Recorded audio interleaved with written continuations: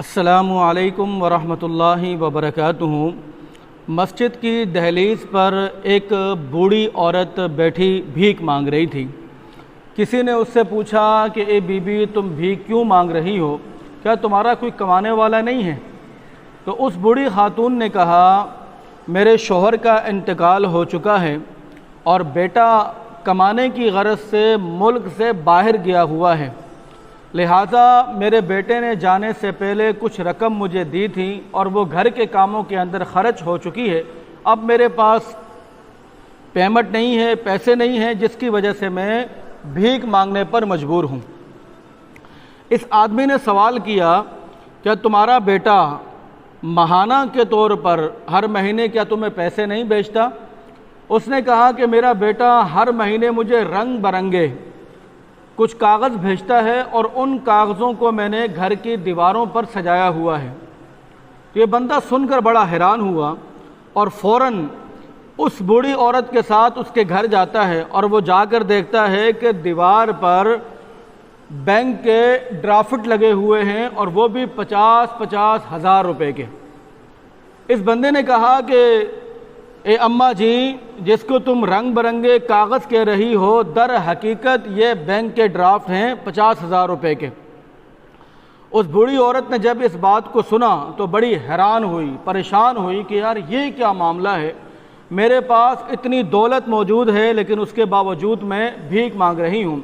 کیونکہ علم نہیں تھا، معلومات نہیں تھی، تو اس واقعے سے ہمیں یہ پتہ چلتا ہے کہ انسان کے پاس علم کا ہونا بھی بہت ضروری ہے۔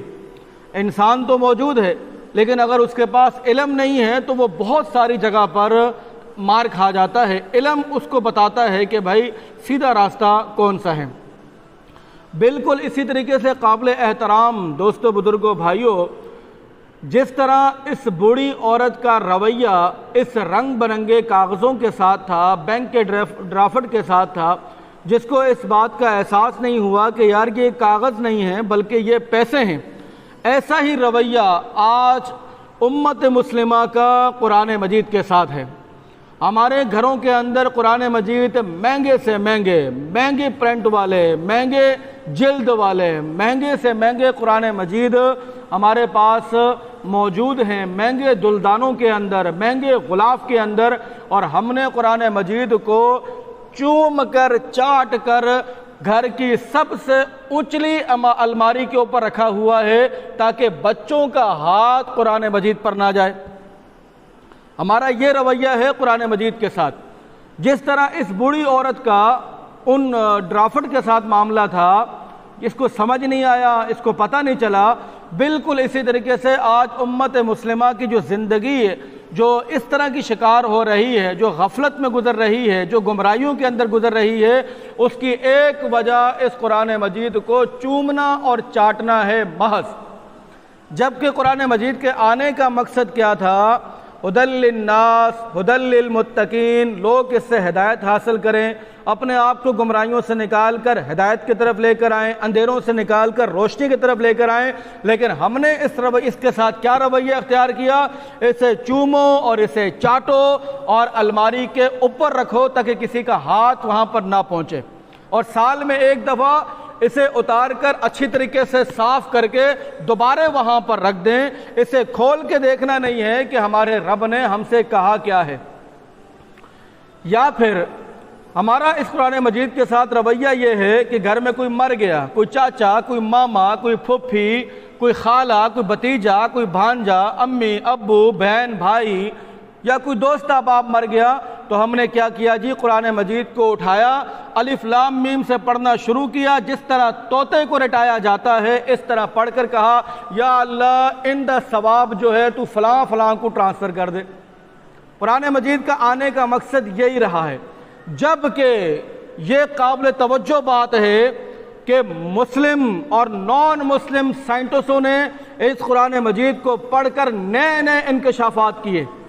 آج کہا جاتا ہے کہ یار یہ مولوی صرف نماز کی بات کرتے ہیں، مولویوں سے یہ پوچھو کہ تشہد کے اندر انگلی کتنی دفعہ اٹھانی ہے، مولوی سے یہ پوچھو کہ اذان دیتے وقت کانوں کو ہاتھ کہاں تک رکھنا ہے، یہاں تک رکھنا ہے یا ٹچ کرنا ہے۔ مولویوں سے صرف یہ مسئلے پوچھو کہ قضاء حاجات کس طرح کرنی ہے، مولوی سے یہ مسئلے پوچھو کہ ہاتھ کہاں باندھنا ہے اور کہاں چھوڑنا ہے، مولوی سے سائنس کے حوالے سے، ٹیکنالوجی کے حوالے سے نہ پوچھو، کیونکہ انہیں پتہ ہی نہیں ہے۔ اور بات بھی بالکل صحیح ہے سر، ہمارے ذہنوں کے اندر ہمیں سبحان اللہ کی اہمیت کا بتایا جاتا ہے، ماشاء اللہ کی فضیلت کا بتایا جاتا ہے، نوافل کے حوالے سے بتایا جاتا ہے، وہ چیزیں بتائی نہیں جاتی ہیں کہ جن چیزوں کو غیر مسلم سائنٹسٹ نے پڑھ کر اسلام قبول کیا۔ مثال کے طور پر آج سائنس ہمیں یہ بتاتی ہے کہ زمین و آسمان کس طرح وجود میں آئے۔ آج سے 40 سال پہلے سائنس اتنی ترقی نہیں کی تھی، لیکن 40 سال قبل سائنس نے ہمیں بتایا کہ یار دنیا وجود میں آئی ہے بگ بینگ کے ذریعے سے، زمین و آسمان دونوں ایک تھی اور اس میں ایک دھماکہ ہوا جس سے زمین الگ ہوئی اور آسمان الگ ہوا۔ یہ سائنس کہتی ہے، سائنٹسٹ حضرات بتاتے ہیں، کیونکہ ہم نے قرآن مجید کو کبھی کھول کے دیکھا ہی نہیں نا۔ تو اللہ رب العالمین نے کیا فرمایا؟ اولم یر الذین کفروا ان السماوات والارض کانتا رتقا ففتقناہما۔ سائنس نے بتایا 40 سال قبل کہ زمین و آسمان بگ بینگ دھماکے سے وجود میں آئی ہے۔ قرآن آج سے 1400 سال پہلے اس بات کی نشاندہی کر چکا تھا کہ زمین و آسمان دونوں ایک تھی۔ ففتقناہما، ہم نے ان دونوں کو دھماکے کے ذریعے سے الگ کر دیا، کیونکہ ہم نے قرآن مجید کو اس لیے پڑھا ہی نہیں تھا نا، ہم تو ثواب کی نیت سے پڑھ رہے تھے۔ اسی طریقے سے قرآن بتاتا ہے کہ چاند کی روشنی اس کی اپنی روشنی نہیں ہے۔ قرآن ہمیں بتاتا ہے کہ سورج زمین اور چاند کے درمیان گھومتا ہے۔ قرآن ہمیں بتاتا ہے کہ زمین جو ہے وہ اپنے محور کے اندر گردش کر رہی ہے۔ اس کے علاوہ قرآن مجید نے بحری راستوں کے حوالے سے بتایا، قرآن مجید نے بحری جہازوں کے حوالے سے بتایا، لیکن ہمیں تو ان چیزوں کی طرف تو آنا ہی نہیں ہے نا۔ ہم نے تو مردے بخشوانے ہیں، یا پھر خوب ڈھول ڈھماکہ ناچ گانے کرنے کے بعد بیٹی کے سر پر قرآن مجید کو رکھ کے اس کو رخصت کرنا ہے۔ رخصت کرنے سے پہلے خوب کنجر خانہ بنانا ہے، ناچ گانا کرنا ہے، ڈھول ڈھماکہ کرنا ہے، ڈھمکے لگانے ہیں، ڈھول بجانے ہیں، سب کچھ کرنے ہیں۔ سارے شیطانی کام کرنے کے بعد رحمان کو خوش کرنے کے لیے بچی کے سر پر قرآن مجید رکھا جاتا ہے تاکہ اس کے سائے میں چلے جائیں۔ اور میرے محترم بھائیوں، دوستوں، بزرگوں، جس طرح اس بوڑھی کے حالات اس وقت تک تبدیل نہیں ہوتے کہ جب تک اس کو بتایا نہیں جاتا کہ یہ رنگ برنگے کاغذ نہیں بلکہ یہ پیسے ہیں، بالکل اسی طریقے سے ہماری یہ اجڑی ہوئی زندگی، بکھری ہوئی زندگی، گمراہ کن زندگی اور رنگینیوں کے اندر گھومی ہوئی زندگی، یہ اس وقت تک تبدیل نہیں ہوگی کہ جب تک ہم قرآن مجید کی طرف لو نہیں لگائیں گے۔ اور لو لگانے سے مراد قرآن مجید کو ثواب حاصل کرنے کی نیت سے نہیں بلکہ سمجھ کر پڑھنے کی نیت سے اگر ہم اس کی طرف راغب ہوں گے، لو لگائیں گے، تو آپ دیکھیں گے کہ انشاءاللہ العزیز آپ کی زندگی اندھیروں سے نکل کر روشنی کی طرف گامزن ہو جائے گی۔